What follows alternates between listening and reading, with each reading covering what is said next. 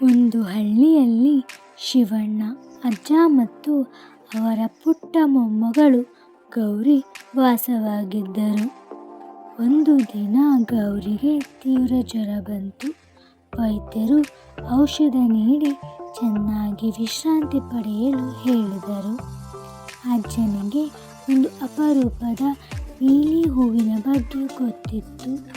ಅದು ಕಾಡಿನ ಎತ್ತರದ ಬೆಟ್ಟದ ಮೇಲೆ ಮಾತ್ರ ಬೆಳೆಯುತ್ತಿತ್ತು.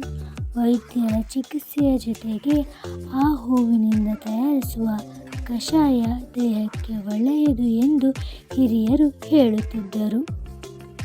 ಮರುದಿನ ಬೆಳಗ್ಗೆ ಅಜ್ಜ ಕಾಡಿನ ಕಡೆ ಹೊರಟರು. ದಟ್ಟ ಕಾಡಿನಲ್ಲಿ ಹಕ್ಕಿಗಳ ಹಾಡು ಕೇಳಿಸುತ್ತಿತ್ತು. ಅಷ್ಟರಲ್ಲಿ ಒಂದು ಗಿಳಿ ಆತಂಕದಿಂದ ಹಾರುತ್ತಾ ಅಜ್ಜನ ಮುಂದೆ ಬಂದು ಮತ್ತೆ ಮುಂದೆ ಹಾರಿತು. ಏನೋ ತೋರಿಸುತ್ತದೆ ಎಂದು ಅಜ್ಜ ಅದರ ಹಿಂದೆ ಹೊರಟು. ಒಂದು ಬೇಟೆಗಾರನ ಬಲೆಗೆ ಸಿಕ್ಕಿದ್ದ ನವಿಲು ಕಾಣಿಸಿತು. ಅಜ್ಜ ಬಲೆಯನ್ನು ಕತ್ತರಿಸಿ ನವಿಲನ್ನು ಬಿಡಿಸಿದರು. ನವಿಲು ತನ್ನ ರೆಕ್ಕೆಗಳನ್ನು ಹರಡಿ ಸಂತೋಷದಿಂದ ಕುಣಿಯಿತು. ಮುಂದೆ ಹೋಗುತ್ತಿದ್ದಾಗ ಒಂದು ಚಿಕ್ಕ ಹೊಳೆ ಉಕ್ಕಿ ಹರಿಯುತ್ತಿತ್ತು.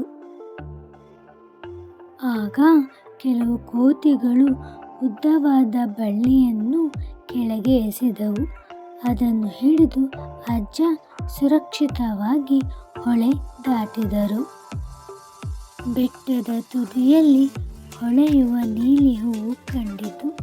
ಅಜ್ಜ ಒಂದೇ ಒಂದು ಹೂವನ್ನು ಮಾತ್ರ ಕಿತ್ತು ಉಳಿದ ಗಿಡಗಳನ್ನು ಹಾಗೆಯೇ ಬಿಟ್ಟರು. ಹಿಂತಿರುಗುವಾಗ ದಟ್ಟ ಮಂಜು ಆವರಿಸಿತು. ಆಗ ಅದೇ ಗಿಳಿ ಮತ್ತು ನವಿಲು ಮುಂದೆ ಮುಂದೆ ಸಾಗುತ್ತಾ ಅಜ್ಜನಿಗೆ ಸರಿಯಾದ ದಾರಿ ತೋರಿಸಿದವು.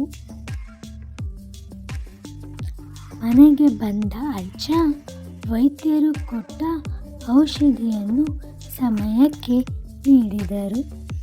ಜೊತೆಗೆ ನೀಲಿ ಹೂವಿನಿಂದ ತಯಾರಿಸಿದ ಕಷಾಯವನ್ನೂ ಕೊಟ್ಟರು. ಕೆಲವು ದಿನಗಳಲ್ಲಿ ಗೌರಿ ಸಂಪೂರ್ಣ ಗುಣಮುಖಳಾದಳು.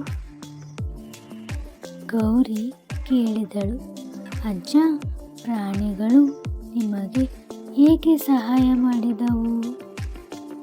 ಅಜ್ಜ ನಗುತ್ತಾ ಹೇಳಿದರು, ನಾವು ಪ್ರಕೃತಿಯನ್ನು ಪ್ರೀತಿಸಿ ಜೀವಿಗಳಿಗೆ ಸಹಾಯ ಮಾಡಿದರೆ ಅವುಗಳ ಪ್ರೀತಿಯು ಒಂದು ದಿನ ನಮ್ಮನ್ನು ತಲುಪುತ್ತದೆ.